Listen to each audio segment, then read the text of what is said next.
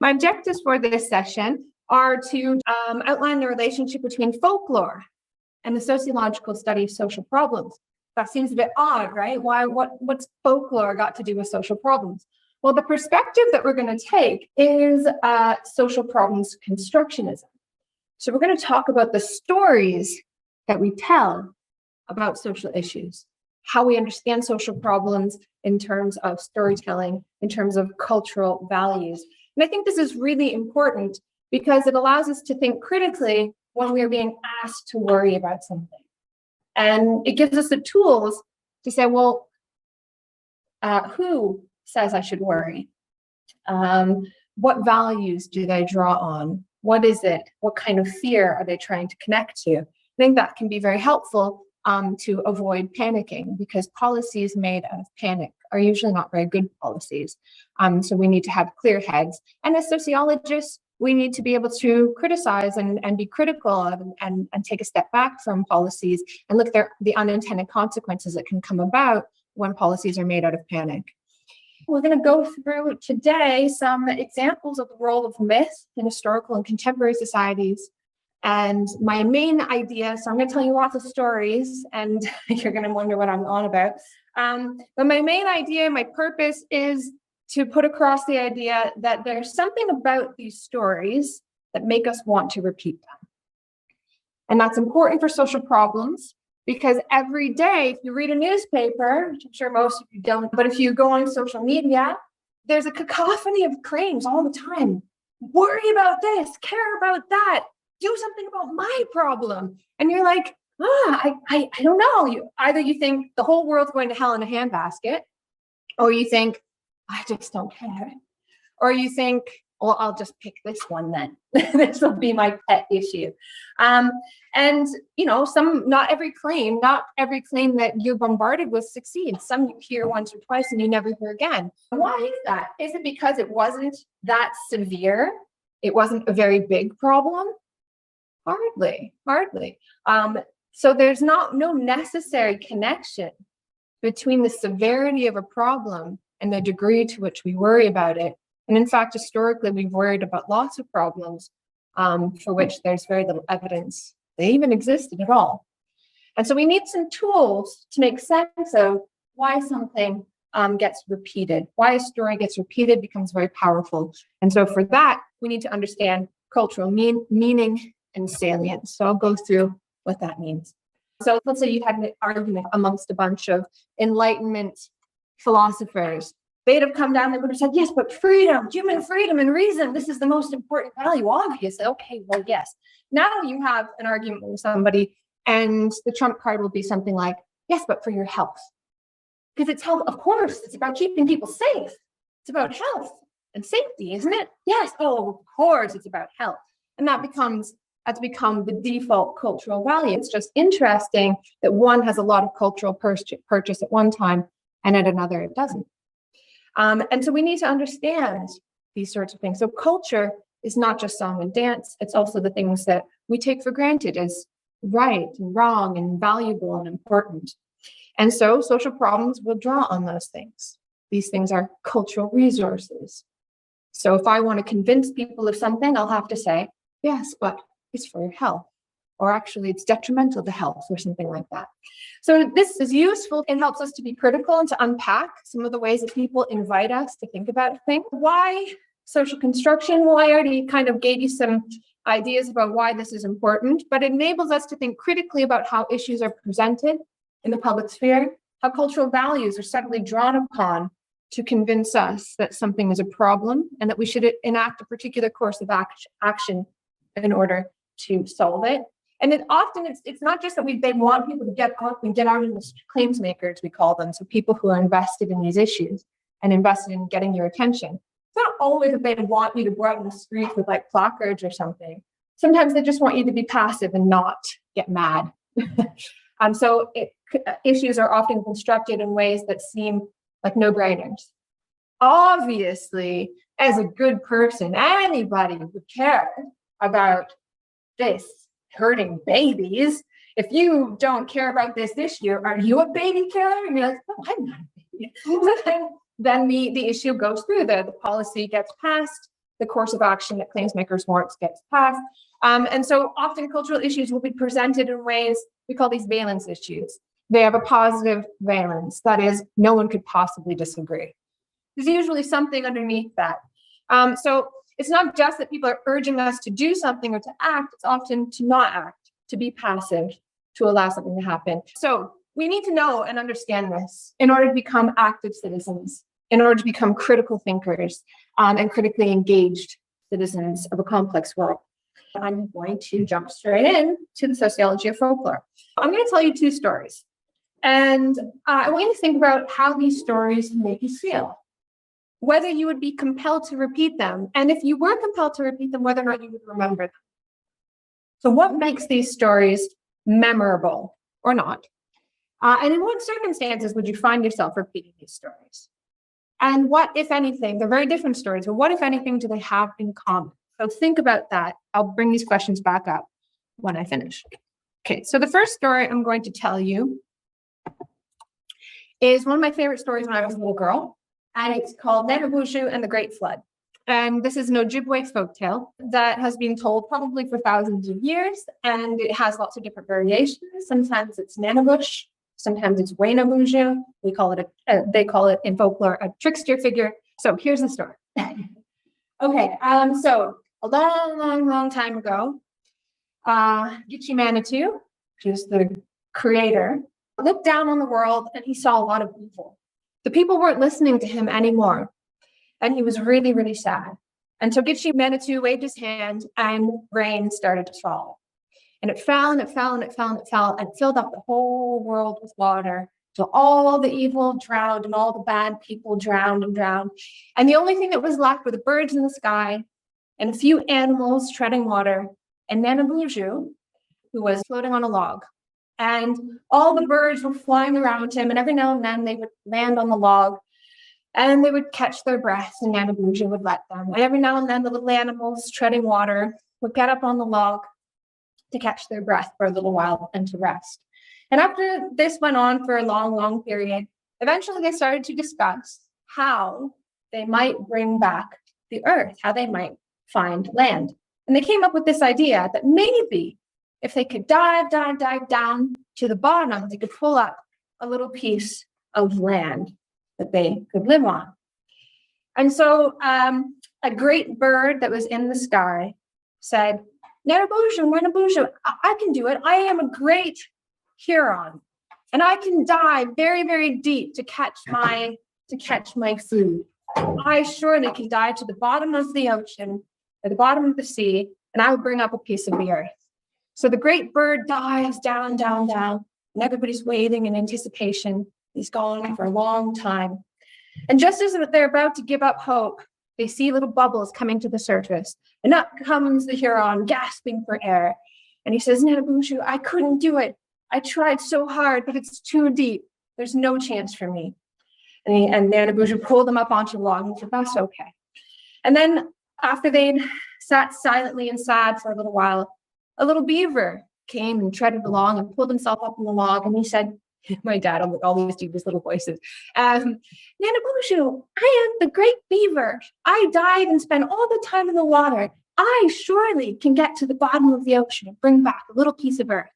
And Nanabuju says, okay, go do it. And all the little animals cheer, and the beaver dives down. He's gone for a long time. And they are just about to give up hope, and some of the little animals even shed a tear.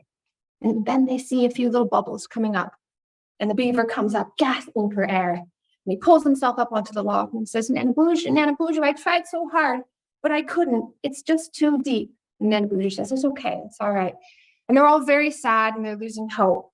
And then they hear a tiny little voice from behind them. And it's the tiniest little muskrat. And the muskrat says, I am a tiny little muskrat, but I think that I can get to the bottom. Give me a try. And all the animals laugh. You're a muskrat. The great Huron couldn't get to the bottom. The beaver couldn't get to the bottom. And you're going to get to the bottom? He says, just give me a chance.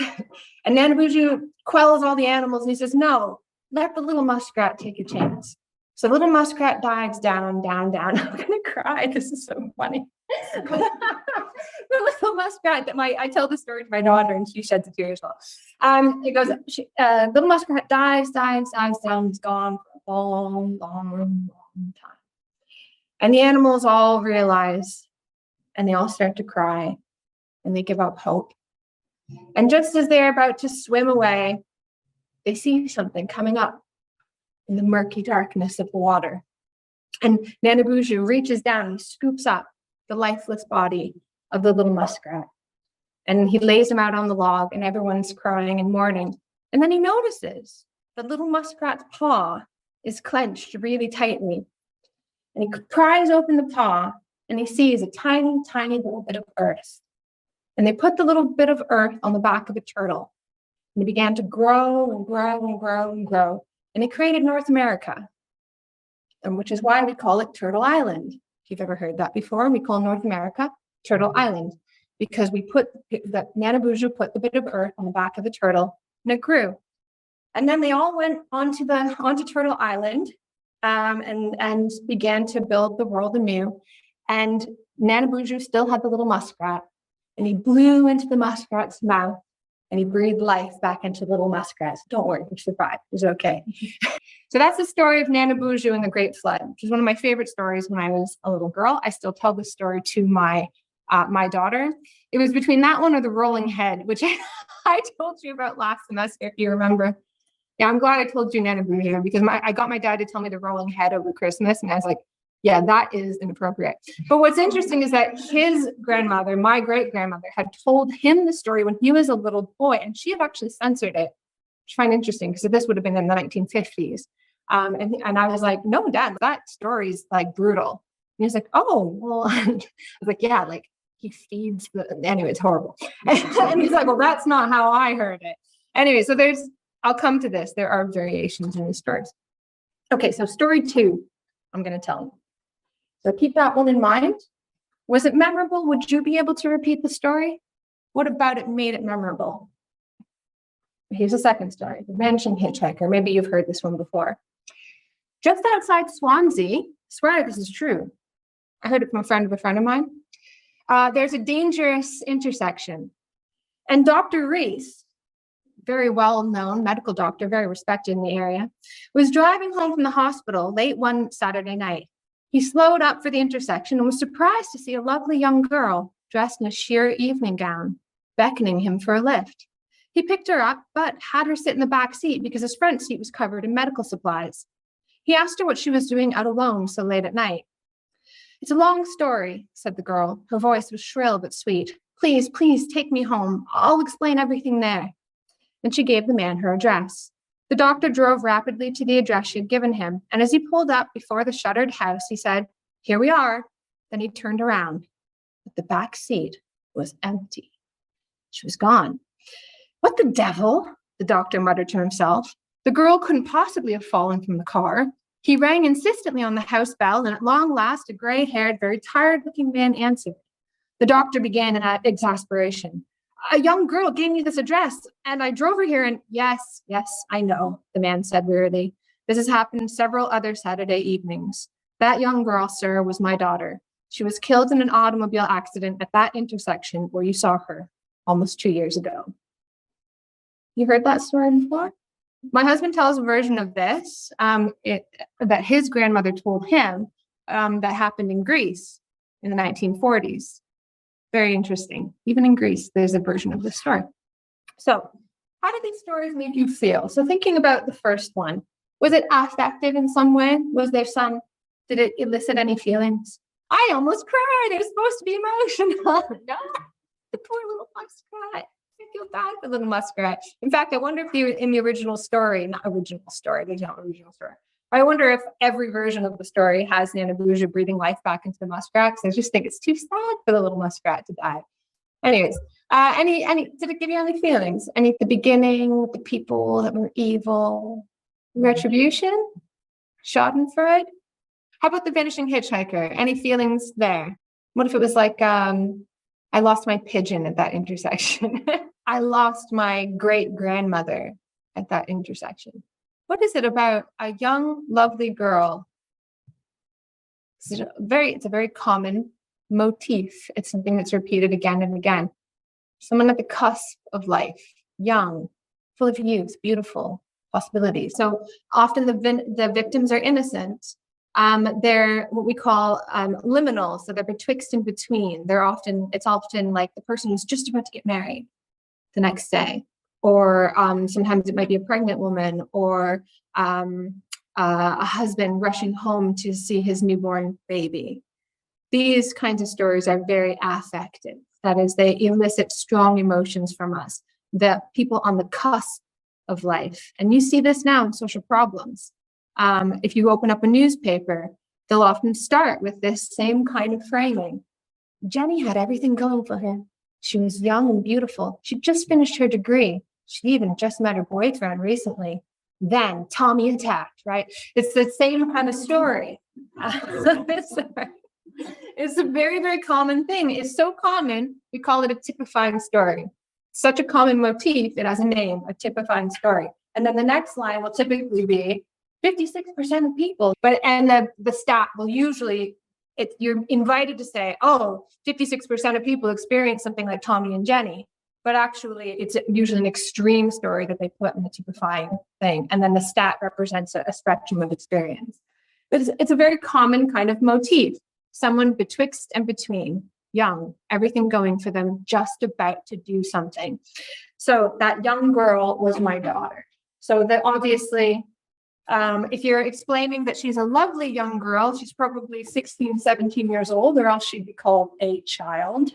There's a hint, sheer evening gown, a hint of sexuality about it, but somebody's daughter, so not quite into the world of sex. So there's this liminality, this betwixt and between. That kind of thing tends to affect us. And there are versions of the story that are, as I said, even more affective. Sometimes it's a husband trying to get home to his baby. Sometimes it's a woman about to be married and she's even wearing her wedding dress. That second story wasn't true. But if I said, I swear it was true, look, it's Dr. Reese, respected. Would you feel compelled to repeat that story? Well, we like to tell stories. Some people define human beings as storytelling creatures. We like to tell stories. I've got a bank of supernatural stories that I bust out every time I have a couple of drinks. And it's, we like to do that. So it's got a supernatural element, but it's just about believable. It could have happened. It's got all these lovely little details. A doctor, right? We have to trust the doctor's judgment. It's got a place that's recognizable. It's a specific place. You can see this on Twitter. I saw going around. My two friends were at a COVID testing center. They waited a really long, did you see this one? They waited a really long time outside in the cold. They eventually got bored and left. And then a little while later, they got a text saying their COVID test was positive. Do you hear that one went all over the place, and it had lots of little motifs that varied just a little bit, but they had the same kinds of things. It was like at a testing center in Swansea, a testing center in blah, blah, blah. A friend of a friend. It happened to a friend of a friend. And it has a twist, a little punch at the end. Yes, I know, I was my daughter. A little while later, they got a text. It was their COVID test was positive. They never took the test. So there's all of these kinds of things. They're common in all the stories that we tell. So when we feel compelled to repeat something, that's when your little spider senses should be tingling, because that's when you should step back and say, well, what is it about the story that makes me want to believe it, want to repeat it? Then start looking for the variations, and you'll find it's probably a modern urban legend. Okay. So what do these stories have in common? Each has something that makes it memorable and repeatable. So the story of Nana Bourgeois has a lot of memorable aspects to it. It has things like human hubris. I'll go through this in more detail in a moment, but lots of cultures have a taboo on human beings being evil and challenging God and so on. The Bible myth has the same thing. The people were challenging God, they forgot God's word, and God made the flood, gave a flood. So that has that element of hubris. There's repetition in it. The same thing happened 3 times. 3 little animals went down with slight changes each time. It's a very common aspect of folk tales. It makes it memorable. You remember that because it's repeatable. I told you that story once, and I bet you could probably tell it yourselves. You might change a few of the details depending on your own little style. You know, every folklorist has their own style. That's why folklore is a living thing. But there's aspects that are repeatable, and that's why those stories last for tens of thousands of years. Because there's something, there was a knock at the door, knock. You know, it has these little elements that make you remember it, even if you've just heard it the one time. Jokes are very similar in that way. And there's something that makes it repeatable. As I said, the memorability tends to lead to repeatability. There's aspects of repetition in the story that make you able to remember it and repeat it. But there's also things that make you want to repeat it. It's got a nice, this one's got a nice twist at the end. It could be true. It's got an element of verisimilitude. It could be true. It has supernatural elements, which make it interesting. So there are aspects of it that are memorable and repeatable. And each has meaning for us. Each is meaning for us. So for me, I tell the story of Nana Boozhoo in a way that you wouldn't, because it doesn't have meaning for you. You might tell a different myth to your own children when or if you have them. It connects to something. Maybe it gives a lesson. The meaning of the vanishing hitchhiker, as I just showed you, it has liminality, betwixt and between. We feel something about that because we share that meaning system. Our culture also puts a lot of emphasis on liminality, the betwixt and the between. We're like, oh, the young people, they're the answer to the future, right? Everything, they've got everything in them, and if you're full of possibility, and screw the adult generation, they messed everything up. Let's start it over. You know, every culture has that, and our culture especially has a kind of youth aspect to it. We tend to really big up youthfulness in lots of different ways, politically, commercially. You know, we sell people products that are, you know, that ostensibly allow you to hold on to your youth. And so it has all these aspects within it that connect to a meaning system in our culture. By contrast, you can see if you go back to some of the very, very first folk tales, the first myths and legends that were ever chiseled onto a rock, they're hard sometimes to connect to. And some are still alive. The Epic of Gilgamesh, for example, one of the very first stories ever put down stone. We still tell aspects of that. It went all the way through our folklore to today. But some things are just lost. There are jokes written on walls in Pompeii that we can't understand anymore because we don't have access to the cultural context that made those jokes meaningful and funny for those people. So each has meaning for us. And when you have meaning, you're able to connect to some sort of cultural aspect. If a story connects to something that our culture holds dear, we're more likely to repeat it. Okay. So both of these stories are aspects of folklore. Folklore, to give you a definition, refers to all of the expressive forms, processes, and behaviors. So all these things that we customarily learn, teach, utilize, or display during face-to-face interactions. And we tend to judge them as traditional because they're based on known precedents or models. So we've passed them down from generation to generation. And because they serve as evidence of continuities and consistencies through time and space and human knowledge, thought, belief, and feeling. We tend to value folklore because it gives us a connection to something, usually a connection to our culture, our past. Each culture tells its own folklore, its own tales. And you might think like, well, I don't know. In Canada, for instance, because it's such a mishmash of all kinds of different cultures, people are uncertain about which culture is theirs. But even when everybody creates new cultures, there's no such thing as like being cultureless. Even if you lose your traditions, you tend to make new ones. That's what we do as human beings. But we think of folklore as something that all of these expressive forms, processes, and behaviors that we teach and that are transmitted from the past. So folklore, I just said, comes from or is the traditional province of anthropology. But there's a lot of overlap. And sociologists and anthropologists often argue quite a lot about what is the right domain for sociology, what's the right domain for anthropology. I myself double majored when I was in university, anthropology and sociology, and I think it's really useful for sociology to understand culture and folklore and so on, because it's not like urban cultures don't tell myths. We do. It's not, we don't transmit urban legends. It's not that we don't have a connection to the past. We absolutely do. So early sociologists had tended to ignore folklore out of this belief that folklore was something quaint and something part of other cultures, not us, and that it had died away. They tended to associate folklore with orally transmitted stories, so stories and aspects of culture, particularly in places where they didn't have written culture. And so there was this idea that written cultures that write down, that have written language, they don't have folklore, which is not true at all. It was this idea like, well, modern society has left folklore and tradition behind.